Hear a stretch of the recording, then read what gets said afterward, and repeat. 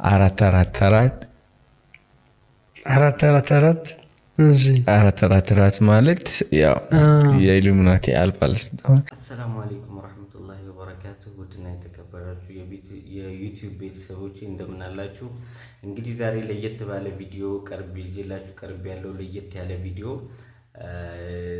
ከእንደስከዛሬው ከክርክር ወጣ እንበልና አንድ በጣም የሚያጋጭ እንደማንኛውም ትችጋል አራት አራት አራት እና በዚህ በፀጉሩ ላይ አራት አራት ይሄ ሚስጥሩ ምንድነው የሚለውን ደርሰንበታል።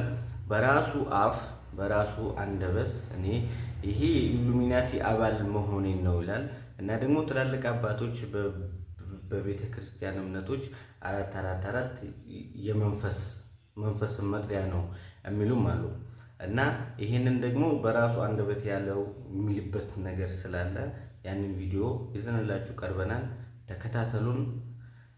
ለቻናሉ አዲስ ከሆናችሁ ላይክ፣ ሰብስክራይብ፣ ሼር ማድረጋችሁ እንዳይረሳ። ይማለ አላቸው እንትን ላይክ ትርጉም አላቸው፣ ሁሉም አላቸው። ይሄኛው የእናቴ ነው ፍላወር አንደኛው ወድጫለሁ ነው የበለጠ ይሆናል አይደለ? ግን እናቴን ሰጥቻታለሁ። ትርጉም የሆነ ነገር ትርጉም ስትሰጠው makes you feel good, right? So የኛው ፍላወርስ የእናቴ ስም አበባ ነው, right? ስፓይደር ደግሞ ለማርያም የደበቀቻት የሚል ታሪክ አለ። ማርያም ከአደጋ እያመለጠች ሸረሪት ነች የደበቀቻት ከዛ አደጋ ማለት ነው። So it's like እኔ እናቴ እንትን ነኝ ስትቸገር ስትጨናነቅ አደጋ ላይ ስትሆን I'll be there for her to protect her. እሱ ነው አይዲያ።